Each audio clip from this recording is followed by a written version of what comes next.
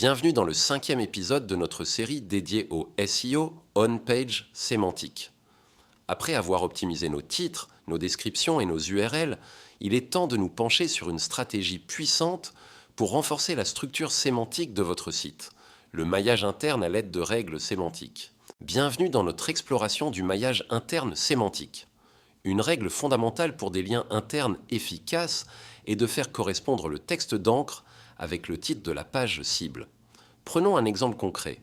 Imaginons que vous ayez une page intitulée « Test de qualité du sommeil », notre page source, et que vous souhaitiez créer un lien vers une autre page de votre site intitulée « 10 façons d'améliorer l'efficacité du sommeil », notre page cible.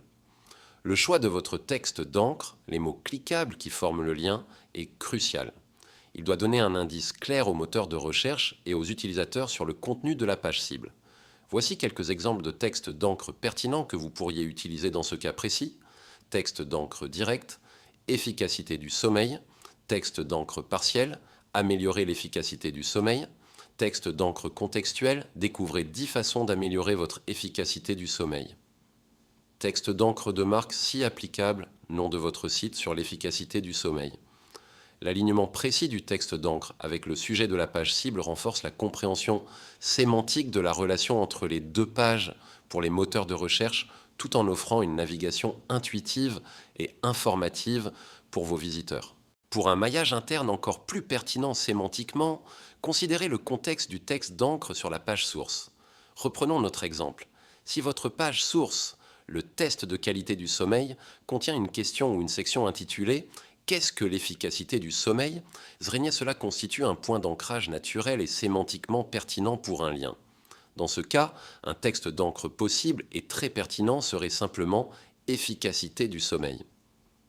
L'idée clé ici est de faire correspondre non seulement le texte d'encre au titre de la page cible, mais aussi de s'assurer que ce texte d'encre s'intègre logiquement et naturellement dans le contexte de la page source. Si votre page source aborde directement la notion d'efficacité du sommeil, créer un lien à partir de cette expression vers une page qui offre des solutions pour l'améliorer est une pratique de maillage interne sémantiquement solide. Une question fréquente concerne le nombre optimal de liens internes par page.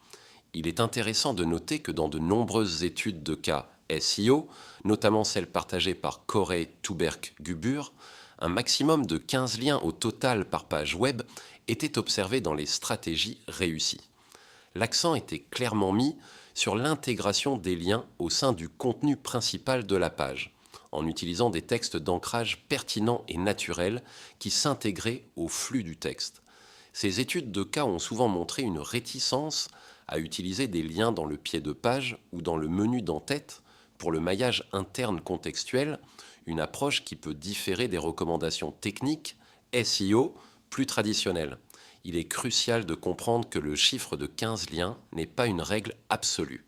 Vous n'êtes pas strictement limité à ce nombre. L'objectif principal est de maintenir la pertinence et le contexte de vos liens internes au sein du contenu principal. L'idée sous-jacente est d'aider les moteurs de recherche à se concentrer sur ces liens primaires, ceux qui sont directement liés au sujet de la page et qui contribuent le plus à établir les relations sémantiques au sein de votre contenu. Alors, comment déterminer le nombre optimal de liens internes pour vos pages dans une perspective sémantique ? Voici quelques pistes à explorer. Normes de l'industrie. Faites une veille pour connaître les pratiques courantes dans votre secteur concernant le nombre de liens internes. Cela peut vous donner un point de référence, bien que vous n'ayez pas à vous y conformer aveuglément. Nombre d'entités nommées. Analysez la richesse de votre contenu en termes d'entités nommées. Chaque personne, lieu, organisation ou concept pertinent représente une opportunité potentielle de lien interne. Contexte des entités nommées. Ne vous limitez pas à une seule occurrence par entité. Si une même entité est mentionnée dans des contextes différents et pertinents au sein de votre contenu, un lien interne peut être justifié à chaque occurrence. Niveau de granularité. Un contenu très détaillé, explorant de nombreux sous-sujets, justifiera naturellement un plus grand nombre de liens internes pertinents pour approfondir ces aspects. Maximum, un lien par titre. Pour maintenir la clarté et éviter la surcharge, limitez-vous à un seul lien interne par section de titre, H2, H3, etc. Cohérence dans les listes. Si vous utilisez des listes d'éléments du même type, par exemple des restaurants, des produits, assurez-vous de lier chaque élément de manière cohérente à sa page dédiée. L'objectif est de créer un réseau de liens internes pertinents et contextuels qui aident les moteurs de recherche à comprendre les relations sémantiques au sein de votre site, tout en offrant une navigation riche et informative à vos utilisateurs. Il est essentiel de comprendre que tous les liens, qu'ils soient internes ou externes, n'ont pas la même valeur. Comme le soulignait Bill Slawski, leur importance varie en fonction de plusieurs signaux: leur position dans la page, leur type, texte, image, leur style, gras, italique, et même le poids de leur police. Et les moteurs de recherche analysent finement ces détails pour évaluer la signification relative de chaque lien. C'est là qu'intervient la notion d'efficacité de l'exploration, crawl efficiency. Les pages les plus importantes de votre site, celles situées plus près de votre page d'accueil, ont tendance à être explorées et indexées plus rapidement par les moteurs de recherche. Un maillage interne stratégique peut jouer un rôle crucial en aidant à pousser l'autorité et la facilité d'exploration vers vos pages clés, même si elles sont plus profondes dans l'architecture de votre site. La conception logique de l'arborescence de votre site, la manière dont vos pages sont organisées et liées entre elles, et la qualité de vos liens internes sont fondamentales pour une distribution efficace de ce que l'on pourrait appeler l'InRank, un concept similaire au PageRank mais appliqué à votre site interne. Un maillage interne bien structuré agit comme un réseau de distribution d'autorité permettant de répartir la force des pages les plus importantes vers celles qui en ont le plus besoin pour gagner en visibilité. Pour conclure notre exploration du maillage interne sémantique, écoutons quelques opinions d'experts qui soulignent l'importance de cette stratégie. John Mueller de Google, en 2017, nous rappelait que la plupart des liens fournissent un peu de contexte supplémentaire grâce à leur texte d'ancrage. Du moins, ils devraient, n'est-ce pas ? Cette citation met en lumière le rôle crucial du texte d'encre pour aider Google à comprendre le contexte et la signification du lien. Matt Cutts, également de Google, en 2011, insistait sur la structure et la profondeur de l'architecture de votre site. Si vous avez des pages que vous jugez importantes sur votre site, ne les enterrez pas à 15 clics de profondeur. Remontez-les, placez un lien vers ces pages depuis votre page d'accueil. Son conseil souligne l'importance de la proximité des pages clés par rapport à la page d'accueil pour faciliter leur exploration et la distribution de l'autorité interne. Enfin, Bill Slawski illustrait la finesse de l'analyse sémantique des liens. Si une page pointe vers une autre avec le mot « contact » ou le mot « à propos », et que la page liée inclut une adresse, cet emplacement géographique pourrait être considéré comme pertinent pour la page qui fait le lien. Cet exemple montre comment le texte d'encre et le contenu de la page cible se combinent pour influencer la compréhension contextuelle des relations entre les pages par les moteurs de recherche. En intégrant ces principes sémantiques dans votre stratégie de maillage interne, vous ne faites pas que relier des pages.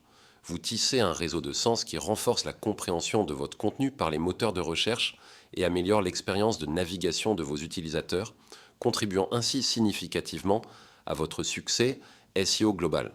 Aujourd'hui, nous allons explorer la corrélation fascinante entre le taux et la demande d'exploration par les moteurs de recherche et la manière dont votre stratégie de lien interne influence ce processus.